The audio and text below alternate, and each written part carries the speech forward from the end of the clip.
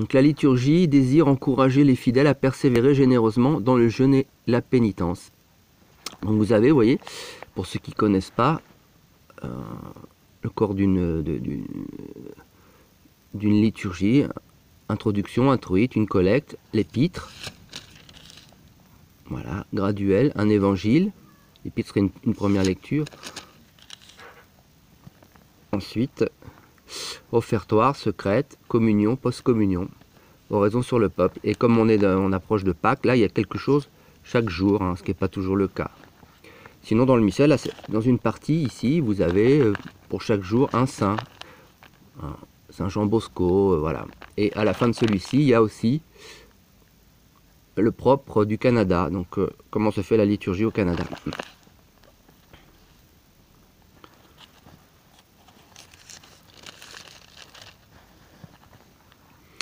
Alors, ayez pitié de moi, Seigneur, car l'homme m'a foulé aux pieds.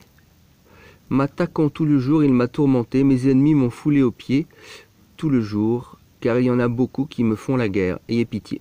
Collecte. Nous vous en supplions, Seigneur, sanctifiez nos jeûnes, accordez-nous dans votre bonté le pardon de toutes nos fautes. L'épître, Jonas 3:1-10. Dieu se laisse apaiser par le repentir et la pénitence.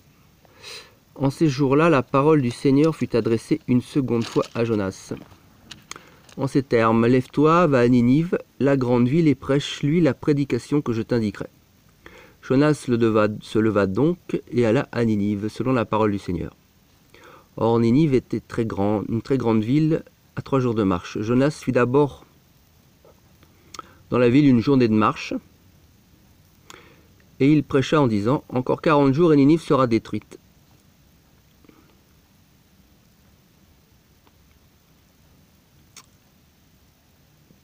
Les gens de Ninive crurent en Dieu. Ils publièrent un jeûne et se revêtirent de sacs, depuis le plus grand jusqu'au plus petit. La chose étant parvenue au roi de Ninive, il se leva de son trône, ôta son manteau, se couvrit d'un sac et s'assit sur la cendre. Et il fit publier dans Ninive, par décret du roi et de ses grands, que les hommes et les bêtes, et les bœufs et les brebis ne goûtent de rien, ne pèsent point et ne boivent point d'eau. Que les hommes et les bêtes soient couverts de sacs, qu'ils crient à Dieu de toute leur force, et que chacun se détourne de sa mauvaise voie et des actions de violence que commettent ses mains. Qui sait si Dieu ne se repentira pas et s'il ne reviendra pas de son ardente colère, en sorte que nous ne périssions point. Dieu vit ce qu'ils faisaient comme s'ils se détournaient de leur mauvaise voie, et il se repentit du mal qu'il avait annoncé qu'il leur ferait, et il ne le fit pas. Graduel, ô Dieu, écoutez ma prière, tendez l'oreille aux paroles de ma bouche, ô Dieu. Par votre nom, sauvez-moi, et par votre puissance, délivrez-moi. Le trait, qui se trouve à la page 159.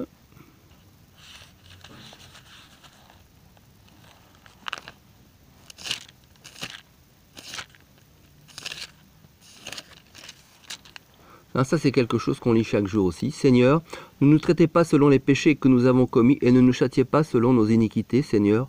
Ne vous souvenez plus de nos anciennes iniquités, que votre miséricorde vienne en hâte au-devant de nous, car nous sommes réduits à une extrême misère.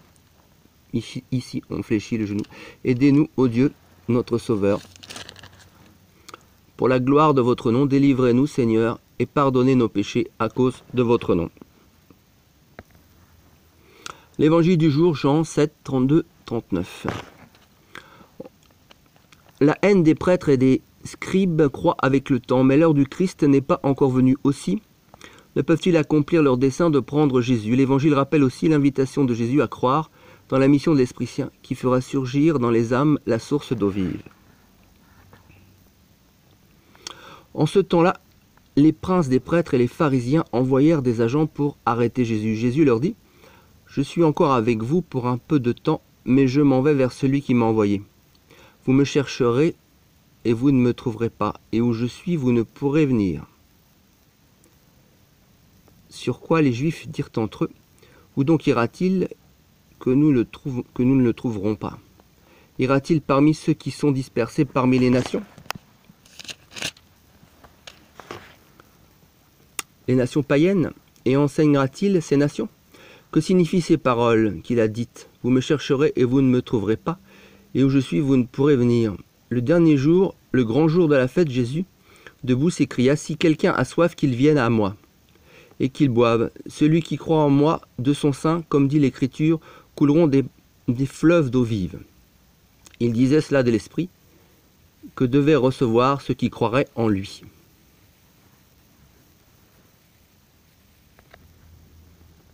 L'offertoire, revenez vers moi Seigneur, et délivrez mon âme, sauvez-moi à cause de votre miséricorde. La secrète, accordez Seigneur, notre Dieu, à cette hostie salutaire de nous purifier de nos péchés, et de nous rendre propice votre majesté, par Jésus-Christ notre Seigneur. Préface de la croix.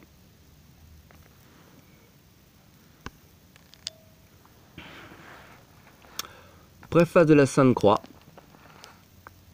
Du dimanche de la Passion au jeudi saint et au fête de la Sainte Croix de la Passion, le précieux sang et du sacerdoce éternel du Christ.